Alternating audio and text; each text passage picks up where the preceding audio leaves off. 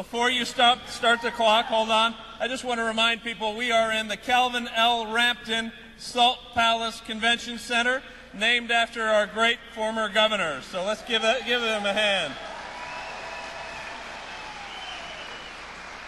And also, just quickly, I am Peter Corroon, the Salt Lake County Mayor.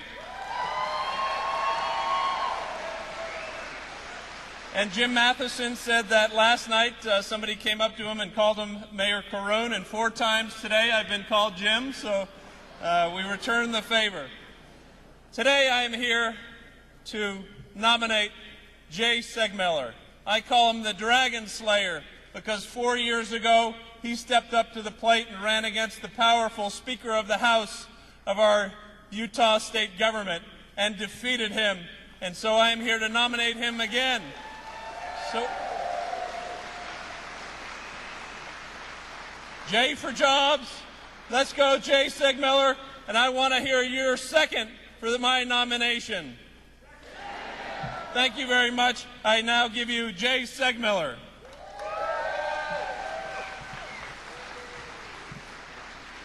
My name is Jay Seegmiller, and I'm running to represent the 2nd Congressional District. First, I want you to all notice that the most prominent word on my sign is not my name, it's jobs.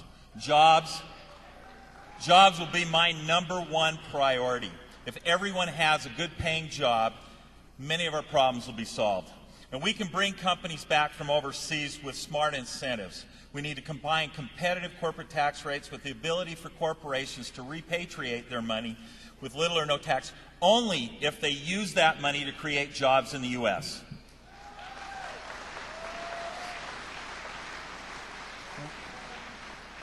We also need to invest in emerging technologies to keep the U.S. a world leader in job creation. Investing in education is one of the best ways that we can keep a competitive advantage in cutting-edge technologies.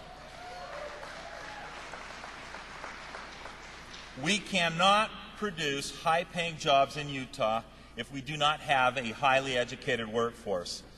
Now, many of you may only know me as the Democrat who beat the Speaker of the House in 2008.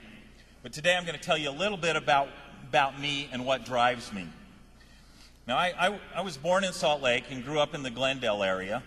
And when I was 10 years old, I came home from Parkview Elementary, mad as a hornet, complaining to my father about how the principal had banned some game that we played on the school grounds because just one kid had been hurt. And I thought this was terribly unfair. And my father said to me, he says, "What are you going to do about it?" And I says, "I'm just a kid. I can't do anything about it." And he says, "Sure you can. You could get a petition together and you could take it around to all the school kids and have them sign it, take it into the principal, and maybe it'd change his mind." And I says, "Well, that'll take a long time. I'm not going to do that." He says, "Then stop complaining."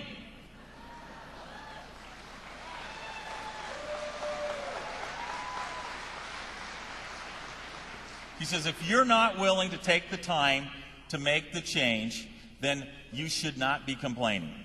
He says, now what my father taught me way back then is what drove me to run against Speaker Curtis until I won.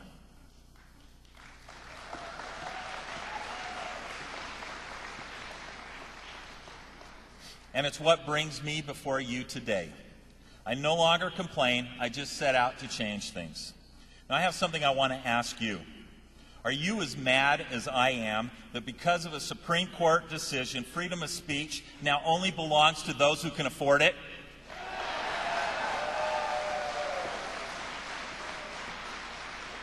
Are you as mad as I am that banks have been allowed to get too big to fail? Are you ready to send someone to Congress who can and will work with everyone to find common sense solutions? Are you ready to send someone to Congress who will put people before fundraising? Someone who will fight for clean air and water? Someone who will bring jobs back from overseas? Someone who will fight to bring equal pay to women who perform equal duties?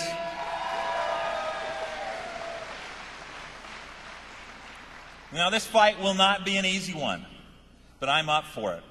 Are you ready to join me in this fight? Well, you can start now by voting for a proven winner. Please vote for me, Jay Seegmiller, to be your next congressman representing the 2nd Congressional District. And remember, J is for jobs.